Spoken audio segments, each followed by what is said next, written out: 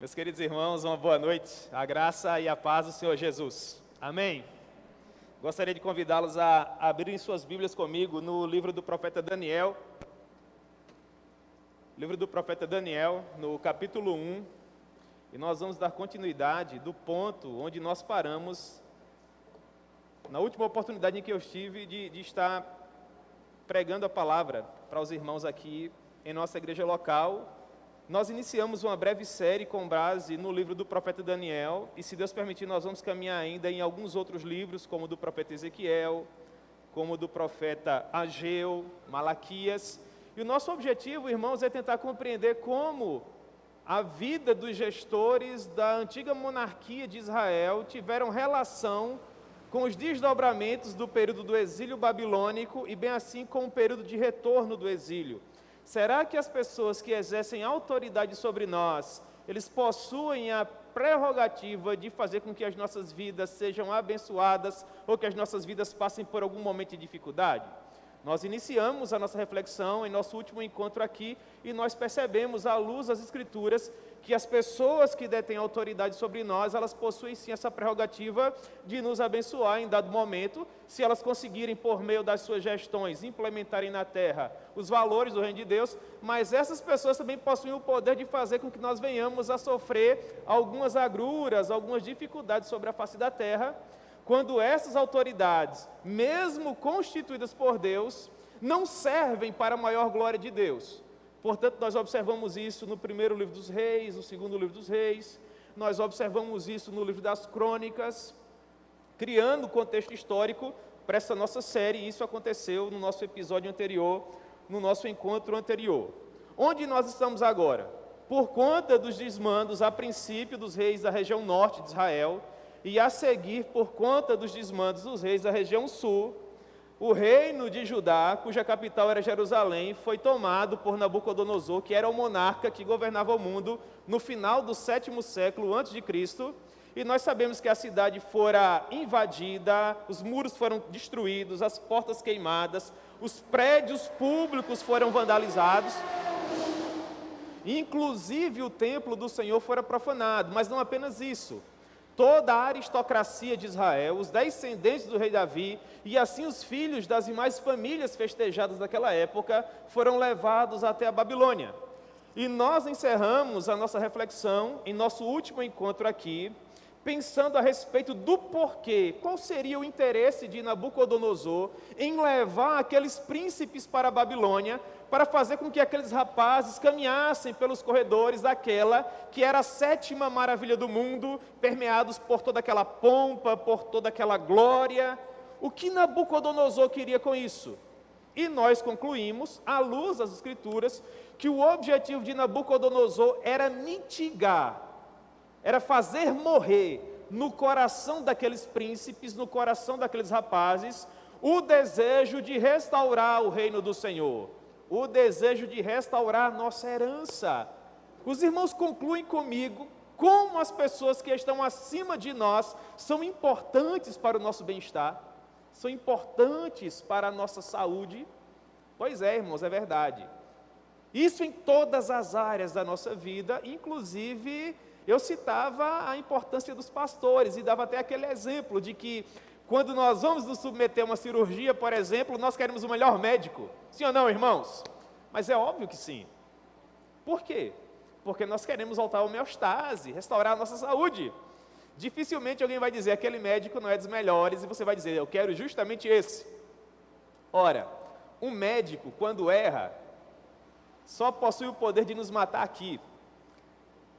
Mas um mau ministro do Evangelho, além de nos matar aqui, ele possui ainda a prerrogativa de nos matar eternamente, se o Espírito Santo não tiver misericórdia de nós, e nos conduzir por um outro caminho que se torne mais excelente. Portanto, você deve procurar com muito mais zelo alguém que venha nortear a sua alma que é eterna, de modo a fazer com que a sua vida venha servir para a maior glória de Deus. Muito mais importante que um bom médico, isso na minha humilde opinião, eu sou até suspeito a falar porque sou ministro do Evangelho. Mas muito mais importante, na minha opinião, que um bom médico é um homem de Deus, uma pessoa que te influencie para que a tua vida sirva para a maior glória de Deus. Então você tem que fazer algumas perguntas. Eu tenho crescido espiritualmente, eu tenho sido bem alimentado, a minha família tem sido bem pastoreada, eu sou uma pessoa feliz, eu tenho crescido à luz do Evangelho, a palavra de Deus é mais afeita ao meu coração, eu tenho tido um relacionamento mais profundo com o meu Deus. São perguntas que você tem que fazer em algum momento da sua vida, para finalmente compreender se aquelas pessoas que exercem influência espiritual sobre a sua vida, de fato, têm servido para a maior glória de Deus ou não. Hoje à noite, rapidamente, nesses minutos que nós temos, nós vamos procurar compreender qual foi a posição de Daniel, de Ananias, de Azarias e do rapaz lá, do Abednego, que teve seu nome transformado, assim como os demais. Como eles se comportaram? Será que eles cederam aos caprichos de Nabucodonosor? Ou será que eles permaneceram fiéis ao Senhor? Será que eles foram cooptados pelo meio? Será que eles foram cooptados pela cultura? Será que eles se tornaram uma espécie de Maria vai com as outras? Massa de manobra? Em linhas gerais, será que nós, homens e mulheres de Deus, somos produto do meio? Será que nós temos a desculpa de dizer assim, eu me comportei dessa maneira porque afinal de contas todo mundo se comporta assim? Eu tenho agido dessa maneira porque afinal de contas esse é o espírito da minha época, todo mundo se comporta assim. Será que foi a isso que o Senhor Jesus nos chamou? Ou nós devemos ser contra a cultura, irmãos? Ou nós devemos nadar contra a maré? Ou nós devemos ser dispenseiros de um reino que está para além de nós? Nós vamos tentar responder essas perguntas com a leitura que nós vamos fazer agora, tá bom? Portanto, o livro do profeta Daniel, capítulo 1, a partir do versículo 8, o Senhor nos diz assim: resolveu Daniel firmemente não se contaminar com as finas iguarias do rei, nem com o vinho que ele bebia. Então ele pediu ao chefe dos eunucos que lhe permitisse não contaminar-se. Ora, Deus concedeu a Daniel misericórdia e compreensão da parte do chefe dos eunucos. Disse o chefe dos eunucos a Daniel: eu tenho medo do meu senhor, o rei, que determinou a vossa comida e a vossa bebida. Porque, pois, ele veria o rosto de vocês mais abatido, em comparação com o rosto dos demais jovens da vossa idade. Assim, vocês estariam colocando a minha cabeça em perigo com relação ao rei. Então Daniel disse ao chefe dos cozinheiros, a quem o chefe dos eunucos havia encarregado de cuidar de Daniel, de Ananias, de Misael e de Azarias. Ele disse: experimenta, peço-te os teus servos 10 dias, e que se nos deem apenas legumes a comer e água a beber. Então se veja diante de ti a nossa aparência e as dos jovens que comem das finas iguarias do rei, e segundo perceberes, age conosco conforme o resultado. Então o chefe dos cozinheiros atendeu e experimentou os rapazes 10 dias. No final dos 10 dias, a aparência de Daniel e dos seus amigos estava melhor. Eles eram mais robustos do que todos os demais jovens que comiam das finas iguarias do rei. Com isso, o cozinheiro-chefe tirou deles as finas iguarias e o vinho que eles deviam beber, e lhes dava apenas legumes. Ora, a estes 4 jovens, Deus deu o conhecimento e a inteligência em toda a cultura e sabedoria, mas a Daniel deu inteligência de todas as visões e sonhos. Vencido o tempo determinado pelo rei para que os trouxessem, o chefe dos eunucos os trouxe à presença de Nabucodonosor. Então o rei falou com eles, e entre todos os jovens, toda a nata da aristocracia de todos os reinos, não foram achados outros jovens, tais quais Daniel, Ananias, Misael e Azarias. Por isso eles passaram a assistir diante do rei. Em toda a matéria de sabedoria e de inteligência, sobre as quais o rei lhes fez perguntas, os achou 10 vezes mais doutos do que todos os magos e encantadores que havia em todo o seu reino. E Daniel continuou até o 1º ano do rei Ciro. Amém, irmãos? Que Deus proponha a sua palavra ao nosso coração. Vamos orar? Senhor, tenha misericórdia de nós e nos conceda luz para que nós possamos compreender a tua palavra. É assim, ó Pai, que nós te oramos e te agradecemos por tua fidelidade, no nome de Jesus. Amém. Muito bem. Tema para a nossa reflexão hoje à noite: cidadãos dos céus, quando o nosso coração pertence verdadeiramente a Deus.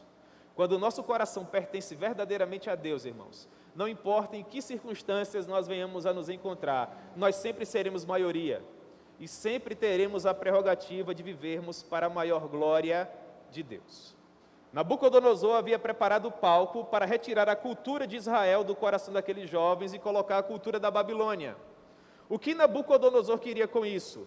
Nabucodonosor, ele queria fazer cair por terra toda a possibilidade de Israel ser restaurado. Porque aqueles rapazes que estavam ali na corte de Nabucodonosor seriam os futuros monarcas, seriam os futuros reis.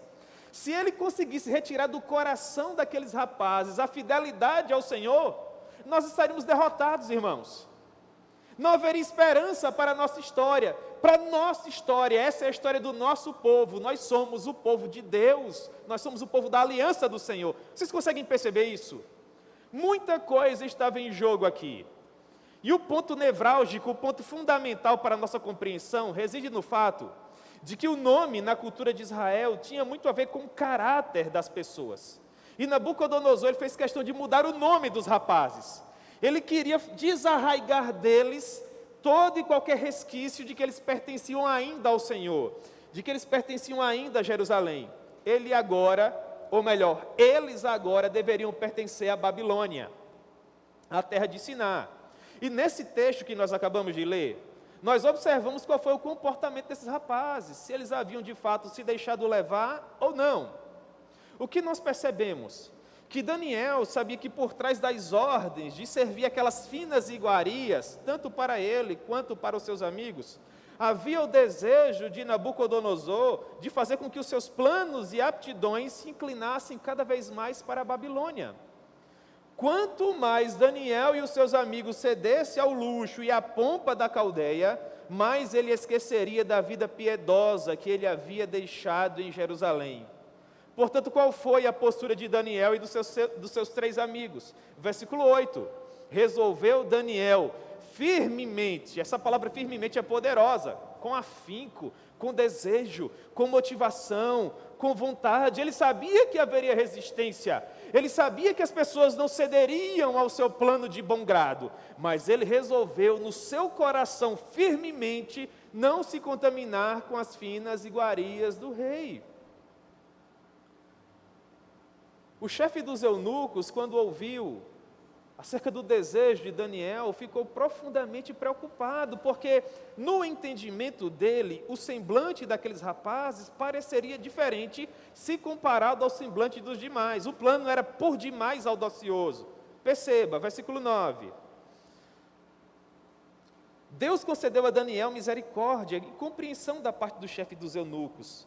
Mas o chefe dos eunucos disse a Daniel: eu tenho medo do meu senhor, o rei, que determinou a vossa comida e a vossa bebida.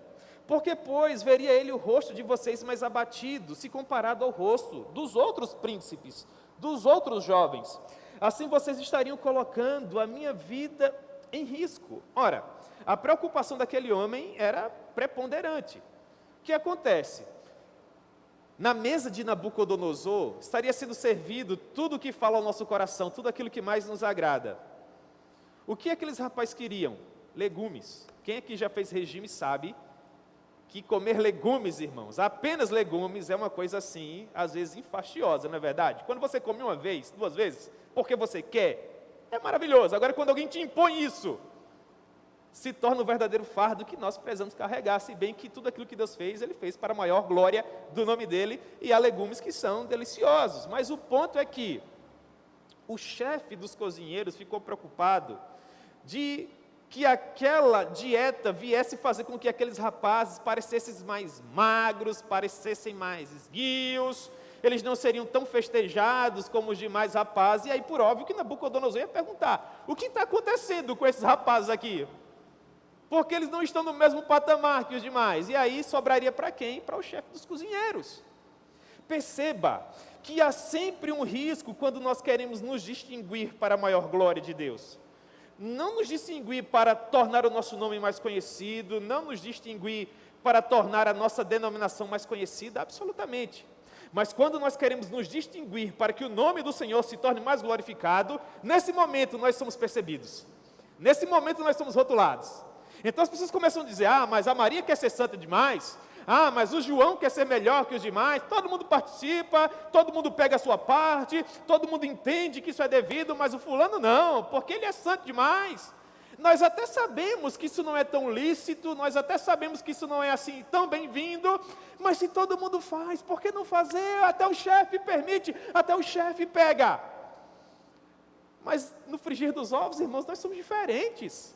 Nós já fomos regenerados, nós já somos uma nova criatura, nós já provamos publicamente a nossa fé, já nos submetemos a um batismo que torna público o nosso relacionamento com o Senhor, e Deus já tem nos escrito uma nova história, uma vez que nós compreendemos a mensagem da cruz ensanguentada.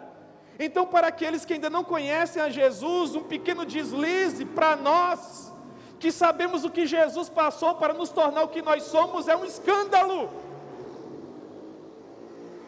É uma coisa terrível.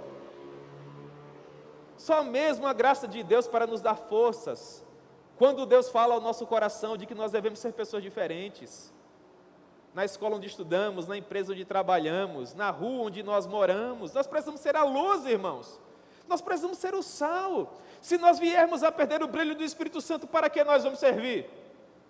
Não são os postes de iluminação pública que iluminam a cidade de Campina Grande, somos nós que manifestamos a glória de Deus. Sabe por que Campina Grande não é de todo trevas? Não é porque os postes funcionam. Campina Grande não é de todo trevas, porque aqueles que fazem parte da família do Senhor Jesus habitam aqui, e nós somos luz para Campina Grande. Sabe por que Campina Grande não apodreceu de vez? Porque nós somos o sal, irmãos. Se nós perdermos a propriedade de levar sabor à vida das pessoas, nós vamos servir para quê? Então nós precisamos da graça de Deus. Logo, isso nos leva a uma conclusão. Qual seria? É preciso ter muita coragem para se conduzir com base em valores bíblicos no meio de uma geração corrupta e perversa como a nossa. Cabe uma aplicação agora. Daniel e os seus amigos resolveram firmemente em seu coração não se contaminar. Reflexão para a gente. E quanto a nós?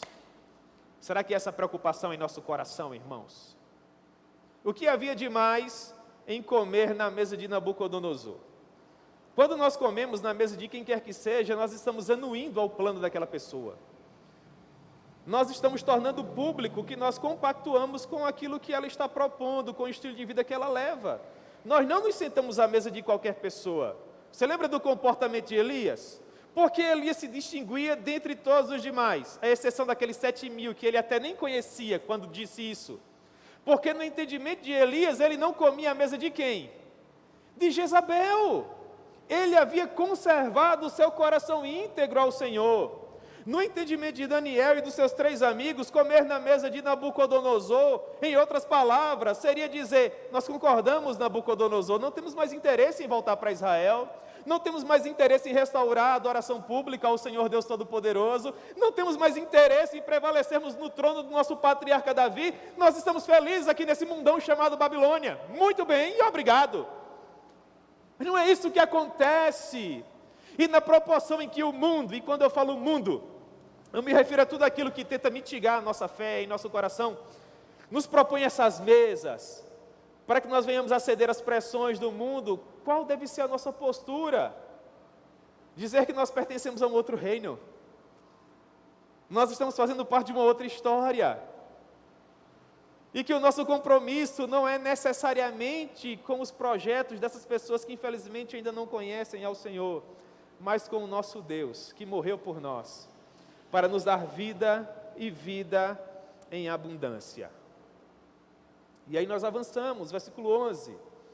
Então disse Daniel ao cozinheiro-chefe, a quem o chefe dos eunucos havia encarregado de cuidar de Daniel, de Ananias, de Misael e de Azarias. Ele disse, experimenta, peço-te os teus servos 10 dias, e que se nos deem legumes a comer e água a beber. Então se veja diante de ti a nossa aparência, e as dos jovens que comem das finas iguarias do rei. E segundo você perceber, age com os teus servos, faz conforme a tua vontade. Irmãos, convenhamos, 10 dias é muito pouco, não é? Mas 10 dias é muito pouco, irmãos. De onde vinha toda a fortaleza do coração desses jovens? Porque entendam uma coisa, eles não estavam em casa, eles estavam a milhares de quilômetros de Jerusalém, do cálice de tontear as nações, a cidade do grande rei. Eles não estavam em casa, eles estavam na Babilônia, no meio de pagãos, longe das pessoas as quais eles amavam. E a ausência é perigosa, não é, irmãos? Nós às vezes não nos sentimos mais livres quando nós estamos distantes daquelas pessoas que exercem autoridade sobre nós. Às vezes vem aquela voz, não é, no nosso coração, ninguém vai ficar sabendo.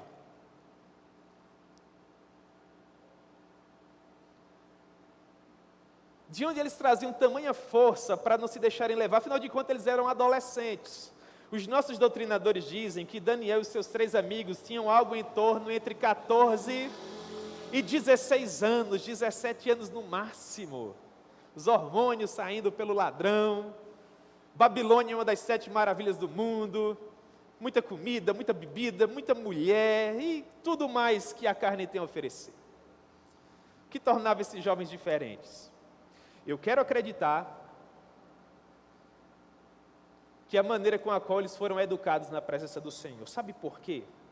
Porque Daniel e os seus 3 amigos nasceram num período de avivamento. Sabe quem governava Israel? Josias, que começou a governar com 8 anos, mas mesmo criança, ele entronizou no seu coração o desejo de agradar a Deus.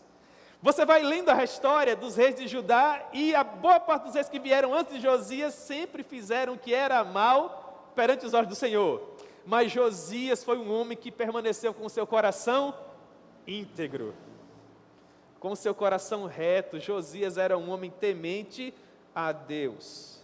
Na época de Josias, a lei foi restaurada, o templo fora reparado, o povo voltou a ter a lei como centro da sua vida.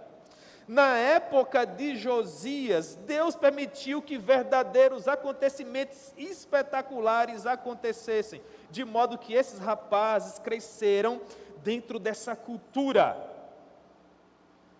Eles haviam experimentado o que era servir ao Senhor. Eles haviam experimentado o que era estar na presença desse Deus Todo-Poderoso, e eles tinham parâmetros para comparar. O que eles haviam possuído à época de Josias, o que era viver uma vida repleta do poder do Espírito Santo, e o que era aquilo que Nabucodonosor estava oferecendo. E é interessante notar que quando eu fazia essa leitura, me preparando para compartilhar essa breve reflexão com vocês, me ocorria aquele texto de Gálatas, capítulo 3, vocês lembram? Paulo havia plantado as igrejas da Galácia, os judaizantes estavam interferindo, estavam tentando atrapalhar o genuíno evangelho, pregando heresias para aquelas pessoas, e Paulo teve que agir, Paulo teve que atuar. Mas infelizmente, mesmo Paulo prevalecendo, para a glória de Deus, algumas pessoas haviam se contaminado. Então Paulo escreve Gálatas capítulo 3, e Gálatas capítulo 3 é aquele texto que todos nós sabemos de cor. Como é que começa? Ó Gálatas, o quê? Insensatos! Quem vos fascinou a vós, perante os quais Cristo Jesus já foi apresentado como? Como crucificado. Então Paulo pergunta, o que foi que vocês viram? O que foi que esses hereges falaram para vocês, que se tornou mais importante que a cruz ensanguentada? Eu quero só saber isso de vocês. Vocês vão começar no espírito e vão terminar na carne. É o que acontece aqui, irmãos. Não importa o local onde nós venhamos a estar, as pessoas com as quais nós venhamos estar ali cercados, aquilo que nós vamos estar ouvindo, aquilo que nós vamos estar vendo, a cruz sempre vai prevalecer, porque é impossível. Observa tudo aquilo que Jesus fez por nós, a forma como Ele sangrou, das 9 da manhã às 3 horas da tarde, a poça de sangue enorme que ficou aos pés do lenho, e valorizar qualquer uma outra coisa que não Ele. Por isso esses jovens eram espetaculares, porque os seus olhos já tinham visto o Rei, o Todo-Poderoso, e nada se compara à visão espetacular de Jesus. Vocês concordam comigo? Amém, eu também concordo. Então nós avançamos e chegamos ao versículo 14. O cozinheiro atendeu e deixou os rapazes comendo legumes 10 dias. E eles tomavam água. No fim dos 10 dias, a aparência dos rapazes era melhor. Eles estavam mais robustos, se comparados a todos os demais jovens. Com isso, versículo 16, o chefe dos cozinheiros tirou deles as finas iguarias e o vinho que eles deviam beber. E lhes dava apenas o quê? Legumes. Entendi. Pastor James está dizendo que é pecado comer bolo de chocolate. É isso, irmãos? É pecado comer um pudim? É pecado se contaminar, irmãos. Tudo é nosso. Tudo é nosso, irmãos. O que Salomão diz no Eclesiastes? Jovem, aproveita a tua juventude. Não é isso? Anda pelo caminho que satisfaz os desejos do teu coração, vai lá. Mas sabe de uma coisa? Depois Deus vai ter uma conversa contigo. Deus vai te trazer a juízo. Meus irmãos, o Senhor Deus nos deu a prerrogativa de gozarmos do que é de melhor sobre a face da terra. Desde que nós não venhamos a nos contaminar. O ponto levantado por esses 4 rapazes não era necessariamente o que estava lá sobre a mesa, não era a comida em si, era o que tudo aquilo representava. Eu me faço entender hoje à noite, irmãos? Amém? É a mesma coisa que acontece conosco hoje. Esses jovens haviam renunciado à possibilidade de abrir mão daquilo que Deus havia feito por eles, por um projeto ardiloso de um monarca, que era um déspota. E desta maneira o Espírito Santo lhes deu fortaleza para que, mesmo contra todas as possibilidades humanas, comendo apenas legumes, eles parecessem melhores que os demais. Que aplicação nós podemos fazer às nossas vidas? Que o mundo vai nos oferecer possibilidades de vivermos no desfrute diário das nossas emoções, fazendo aquilo que nos dá na telha, provocando sensações extraordinárias ao nosso coração. E convenhamos, irmãos, fazer o que o nosso coração quer é maravilhoso, o problema são as consequências. Quando nós renunciamos a tudo isso para preferir ao Senhor, humanamente falando, a sensação, a ideia que nós passamos é que nós estamos perdendo a vida. Você já ouviu isso? Mas a Bíblia nos assevera que aquele que pensa que está perdendo a sua vida, na verdade, está o quê? Está ganhando. Eu fico imaginando aqueles 4 rapazes lá no quarto deles, tomando água e comendo batata, e comendo chuchu, e comendo cenoura, e sabe lá mais Deus o quê? Enquanto todos os demais estavam dentro do plano de Nabucodonosor. O que eles comiam para mim não importa. Mas no entendimento deles, aqueles 4 estavam perdendo o que o mundo tinha a oferecer, estavam deixando de ter os seus prazeres, estavam deixando de viver as suas experiências, estavam literalmente perdendo a vida. Mas no final dos 10 dias, quem estava melhor? Essa ideia de estar melhor não tem necessariamente a ver com aparência, mas sobretudo com relacionamento com Deus. Estar bem é estar em paz com Deus, é estar em harmonia com Ele. Isso pouco tem a ver com aquilo que você come ou bebe, porque o que contamina o homem não é aquilo que entra nele. Palavras do Todo-Poderoso, não é? Mas aquilo que sai.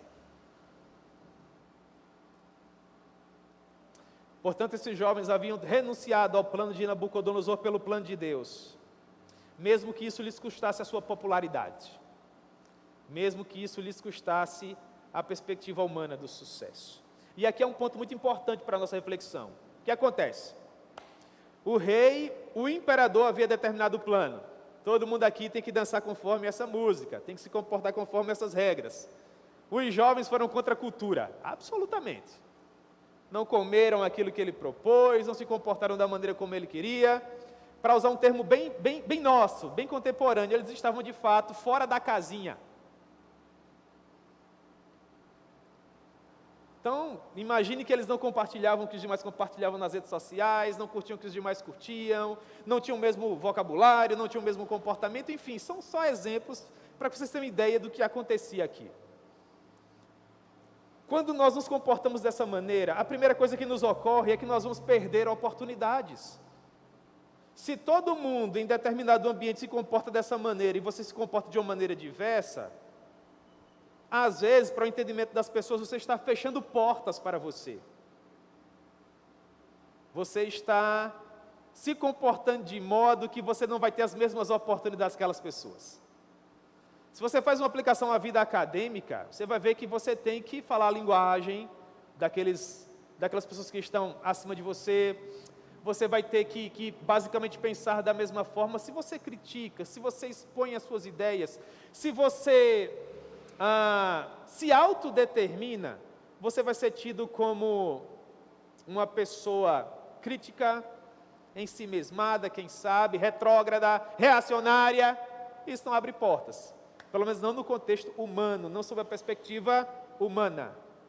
O que esses rapazes estavam arriscando aqui? Não ter um bom emprego, sim ou não? Mas sim, deixar de habitar na corte de Nabucodonosor, deixar de frequentar as festas badaladas que aquele rei fazia, os bacanais que ele propiciava, era o que estava em jogo aqui, porque eles eram diferentes. Vocês me compreendem? Eles eram diferentes, o comportamento deles era diferente.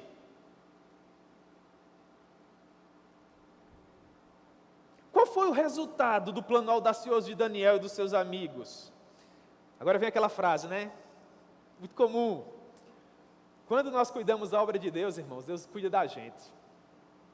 Gosto muito da expressão que diz: cuide da minha obra, que de você quem cuida sou eu. Isso não está dizendo que você tem que parar de estudar, de trabalhar, de fazer seu concurso, absolutamente. Só está dizendo que quem efetua tanto o querer como o efetuar na sua vida é Deus. Isso faz o coração descansar, não é? Para a glória de Deus. Fidelidade não tem a ver com circunstâncias, irmãos. Fidelidade tem a ver com um coração íntegro. Aqueles rapazes preferiram permanecer fiéis, mesmo ao custo da carreira deles, do futuro deles. Nabucodonosor podia dizer: eles são príncipes coisa nenhuma, não me obedeceram, coloca na masmorra. Vão para trabalhos forçados. Os 3 P's, né? Pouco pão, pouco pano e muito pau. O que será que aconteceu? O que ocorre quando nós preferimos o plano de Deus em detrimento do plano dos homens? Ora, o fato de preservarmos os nossos valores cristãos, mesmo estando no contexto do politicamente correto, por exemplo, no qual nós nos encontramos hoje, não significa dizer que nós vamos perder em conhecimento. Não significa dizer que nós vamos perder em oportunidades. Há muito jovem por aí apaixonado por Jesus, que não come na mesa de Jezabel, e que estão passando nos concursos, estão fazendo os mestrados, estão fazendo os doutorados, estão submetendo às seleções das melhores empresas. Eu conheço inúmeros. Vale a pena ser fiel, irmãos. Vale a pena ser santo para a maior glória de Deus. Versículo 17. Ora, a estes 4 jovens Deus deu o conhecimento e a inteligência em toda cultura e sabedoria, mas a Daniel deu inteligência a todas as visões e a todos os sonhos. Versículo 18. Vencido o tempo determinado pelo rei para que os trouxessem, o chefe dos eunucos o trouxe à presença de Nabucodonosor. Quanto tempo esses garotos ficaram comendo legumes e tomando água? 3 anos. Eu tenho dificuldade de imaginar 3 anos comendo só legumes, irmãos. Mas eles conseguiram. O que será que eles ouviam quando caminhavam pelos corredores da Babilônia? Fazendo os comentários que se faziam a respeito deles. Como eles eram conhecidos? Será que eles eram os santarrões? Será que eles eram os supercrentes? Será que eles queriam ser melhores que os demais? Quais eram os comentários? Será que eles ouviam que as portas não se abririam para eles? Será que eles ouviriam que eles não passariam nas seleções? Será que aqueles jovens experimentavam? Versículo 19, então o rei falou com eles. E entre todos, esse todos aí, se você gosta de riscar sua Bíblia, de grifar sua Bíblia, vale uma riscadinha, sabe? Então o rei falou com eles, e entre todos, não foram achados outros como Daniel, Ananias, Misael e Azarias. E eles não tiveram um bom emprego porque eles eram crentes demais.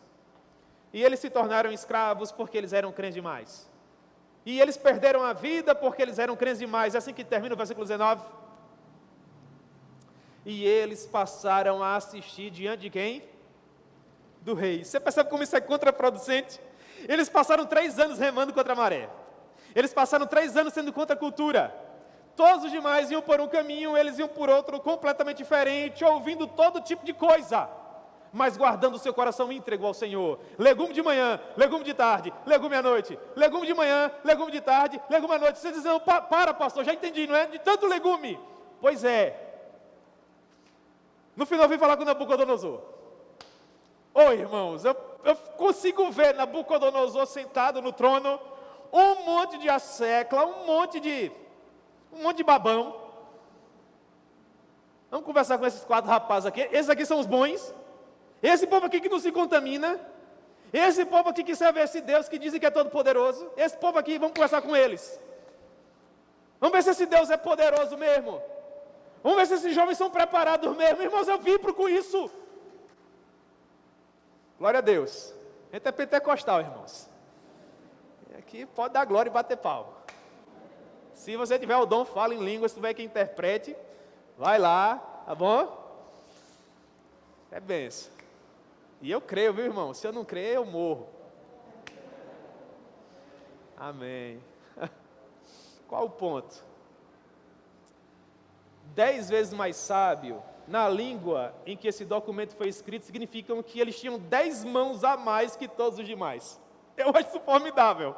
Eles tinham 10 mãos a mais do que todos os demais. Tudo que eles faziam quantas vezes melhor? 10. Valeu por quantos? Por 5. Aí Nabucodonosor falou, eu quero esse povo perto de mim. Traz esse povo para cá. Isso é maravilhoso. O que nós aprendemos com isso? Esse é o ponto fundamental da nossa reflexão hoje à noite. Que vale a pena ser fiel, irmãos. Que nós não somos produto do meio, deixa todo mundo fazer, você é diferente. Ah, pastor, mas se eu não fizer, eu vou perder o meu emprego. Meu irmão, o Deus que te deu esse vai te dar outro, o evangelho é desafiador. Ah, pastor, mas eu vou perder minha portaria. Ah, pastor, mas eu não vou renovar o meu contrato. Ah, pastor, mas o senhor não entende onde o sapato aperta no meu pé. É verdade, mas Deus entende. Deus vai honrar você. Irmãos, eu creio nisso com toda a força do meu coração. Tá bom? Agora tem que ter coragem. E eu estou pregando para mim também, porque eu estou no mesmo mundo que vocês. Sou sujeito às mesmas paixões que vocês. E sou todos os dias bombardeado pelas mesmas informações. Pelo mesmo jeitinho brasileiro. Então que Deus tenha misericórdia de mim, que Deus tenha misericórdia de vocês. Mas se esses 4 rapazes, nesse contexto tão difícil, conseguiram, significa dizer que nós o quê? Também vamos conseguir. Para a glória de Deus, sempre para a glória de Deus, amém? Muito bem. Daniel, versículo 21, continuou até o 1º ano do rei Ciro. Quanto tempo Daniel foi o primeiro-ministro da Babilônia? Sabe quanto tempo, irmãos, está inserido nesse versículo 21, tão pequenininho? 70 anos. É difícil de compreender isso, Jânio. Irmãos, qual é a coisa mais óbvia? O governador está no comando. Quando ele sai, que entra outro, o outro que entra, o que é que faz com os funcionários? Mas troca geral. Sim ou não? Nabucodonosor está no comando. Quem é o primeiro-ministro? Daniel. Sai Nabucodonosor, vem Evil-Merodach. Quem é o primeiro-ministro? Daniel.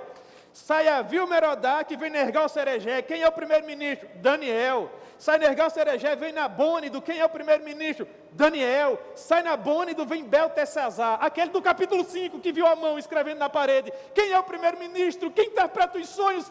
Quem é a voz de Deus na Babilônia? É Daniel, irmãos. Isso é lindo, isso é fascinante, devia ser escrito com letras douradas. Um teólogo poderoso chamado João Calvino diz: no meio de uma terra corrupta, Daniel e os seus 3 amigos eram a bandeira de Israel. eram os representantes dos reis. A mesma coisa é você no posto de saúde que você trabalha, a mesma coisa é você na escola onde você estuda, a mesma coisa é você na empresa, a mesma coisa é você na sua rua. Seja a luz do mundo, seja o sal da terra, Deus vai honrar você. Deus vai honrar você. Até que finalmente Daniel capítulo 5, sai Beltesazar, entra Ciro. Mudou até o império. Quem era o homem lá? Daniel. Por que isso é importante? Quando uma lei ia ser aprovada, quem dava opinião? Daniel. Quando uma coisa estava acontecendo que não concorria para a maior glória de Deus, quem estava lá para dar um conselho de qualidade? Quem? Daniel. Como é importante nós termos homens preciosos sob o governo das nossas vidas, não é? Então, em nome de Jesus, irmãos, vamos orar para que as nossas autoridades constituídas, não tem a ver com ser crente ou não, tem a ver com ter uma mente iluminada para a maior glória de Deus, tá bom? Para que esses gestores façam um trabalho maravilhoso, sejam ferramentas nas mãos de Deus, para que nós venhamos a ter dias de paz e de refrigério sobre a face da terra, confiando sempre no nosso Deus que é bom, cuja misericórdia dura para sempre. Amém? Vocês concordam comigo que aqueles que estão exercendo liderança sobre nós são importantes? Sim ou não? Amém. Louvado seja o nome do Senhor.